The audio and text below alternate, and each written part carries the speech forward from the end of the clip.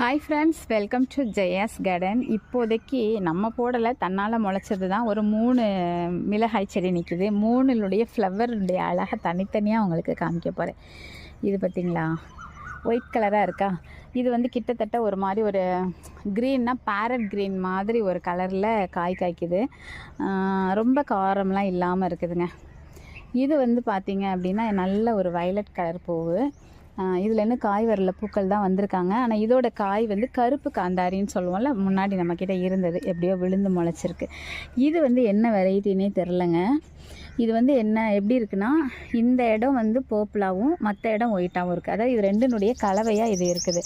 இது வந்து ஏதோ நமக்கு ஒரு பிரதர் அனுப்பி தந்ததா இல்லை என்னன்னு எனக்கு தெரியல. தன்னால் இந்த 3 மிளகாயை நான் போடலை இந்த வருஷம். தன்னால் 3 முளைச்சி நிற்கிது. இன்னொன்று பக்கத்தில் கொஞ்சம் பிரச்சனை ஆகிட்டாங்க இவங்களுக்கு, அதனால் ப்ரூன் பண்ணி விட்டுருக்கேன். ஸோ இந்த 4 வகை மிளகாய்கள் இருக்குது. போன வருஷம் வச்சதுங்க. இன்னுமே கொஞ்சம் பசுமை மாறாமல் நல்லா இருக்காங்களேன்னு சொல்லிட்டு இவங்களை இன்னும் இது பண்ணலை. இங்கே பாருங்கள், லைட்டாக காய்ச்சிட்ருக்காங்க. ஆமாம், சரி, பிடுங்கி போட்டுட்டு வேறு ஏதாவது வெரைட்டி மிளகாய்கள் போடணும் அப்படின்னு சொல்லி முடிவு பண்ணியிருக்கேன். அதாவது இருக்கிறதே மெயின்டைன் பண்ணுறதே வந்து இப்போலாம் போதும், எதுக்கு போட்டு ரொம்ப அப்படிங்கிற மாதிரி ஆகிப்போச்சா. அதனால தான் வீடியோ எல்லாமே நம்ம கம்மி பண்ணிட்டோம்.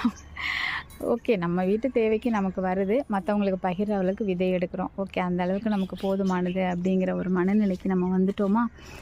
ஸோ அதனால் ரொம்ப பெருசாக இன்னும் அதிகமாக வைக்கணும் அப்படின்னு தோணலை. பார்ப்போம், திடீர்னு ஒரு மூடு வந்து நிறைய ஏதாவது வாங்கலாம். மழை வந்ததுக்கப்புறம் கூட ஏதாவது மரங்களாக வாங்கி வைக்கலாமான்னு ஒரு ஐடியா இருக்குது. பட் மண் அள்ளுறது வைக்கிறது அந்த விஷயத்தை யோசிச்சுட்டு தான் இன்னும் அது பண்ணாமல் இருக்கிறேன். ஏன்னா செடிகளை விட மரங்கள் வளர்க்குறது வந்து கொஞ்சம் ஈஸியான வேலை.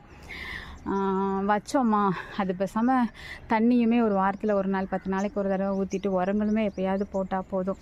அந்த மாதிரி மெயின்டைன் பண்ணலாமான்னு ஒரு ஐடியா இருக்குது. வச்சுருக்க மரங்களே இன்னும் வளர்ந்த பாடாக இல்லை, இன்னும் அறுவடைக்கு வரலை. இப்போதைக்கு மல்பெரி மட்டும்தான் ஃப்ரூட்டிங் வந்திருக்கா. ஸோ அதனால் கொஞ்சம் வெயிட் பண்ணுவோம் அப்படிங்கிற மாதிரி யோசிச்சிருக்கேன்.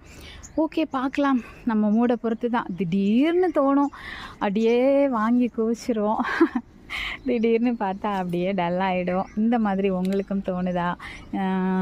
மாடி தோட்டத்தை மெயின்டைன் பண்ணதில் டல்லாகிறீங்களா அப்படின்னு சொல்லி கண்டிப்பாக எனக்கு சொல்லுங்கள். இல்லை நான் மட்டும்தான் இப்படி இருக்கேனா அப்படின்னு எனக்கு தெரியல. ஓகே ஃப்ரெண்ட்ஸ், பாய்.